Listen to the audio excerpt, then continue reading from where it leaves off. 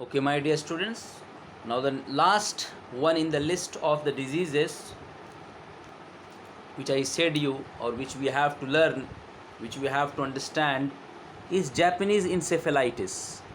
Japanese encephalitis.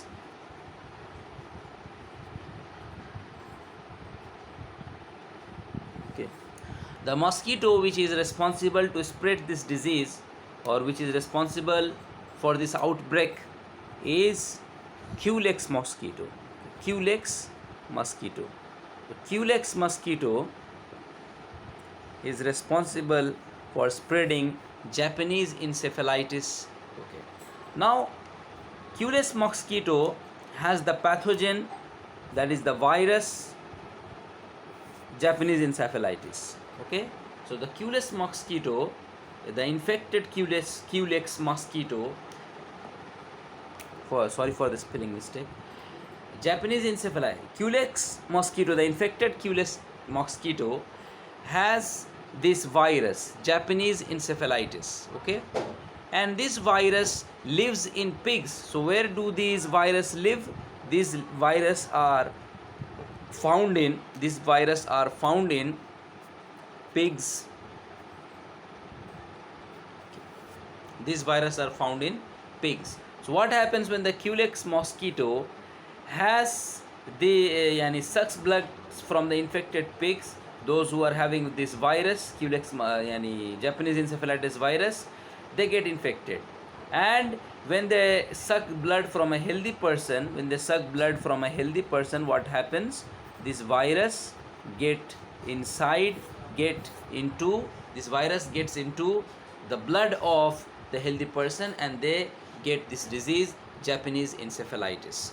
Culex mosquito breeds in flooded rice fields, marshes, and standing water around planted fields. Now, where do these Culex mosquitoes breed? That is, where do they live? This virus was in the pigs, but where from Culex mosquito come? Okay, they come from rice fields. Okay, where rice are grown. They come from rice fields. They come from marshes matlab daldal, and standing water like lake, ponds, etc. Okay, around planted field. Okay, standing water around planted fields. Okay, not lake or ponds, rather planted fields, yani farmlands. Okay, so the water which is around the planted field, that is in farms, that place is the dwelling place of these mosquitoes. Okay, so rice fields, marshes, daldal, and the standing water around planted fields are the dwelling places for Culex mosquito.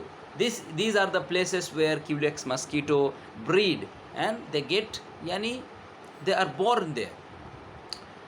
And when they suck blood from the pigs which are already infected from Japanese encephalitis virus, they take this pathogen into themselves, and when they suck blood from a healthy person, they inject this virus into the blood of the healthy person, and that person gets infected by Japanese encephalitis. Okay, my dear students, now let us try to understand the severity of this disease. After infection, the virus invades the central nervous system. Okay, so this virus is very dangerous. It attacks your central nervous system, the system of your body which is controlling each and every part of your body, the system of your body which lets you memorize the question answer, the system of the body, the very system of the body which is making you watch this video and understanding the topic. Okay, so it attacks that system. It attacks the central nervous system. So it attacks the central nervous system. Attacks the central nervous system. That is the brain. Central nervous system.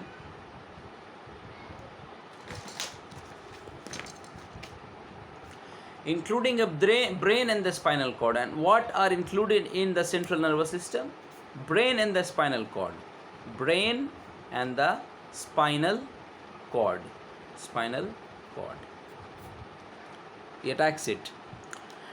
In the beginning, the symptoms include fever, chills, tiredness, headache, nausea, vomiting, confusion, and agitation. Okay, the same symptoms which you have seen in the other diseases is shown by a person who is infected by Japanese encephalitis too, but if not treated, the illness progresses to infect the brain and may cause severe brain damage or paralysis. Okay, but these symptoms are not stopped or not inhibited or not yani yes hindered at this level only.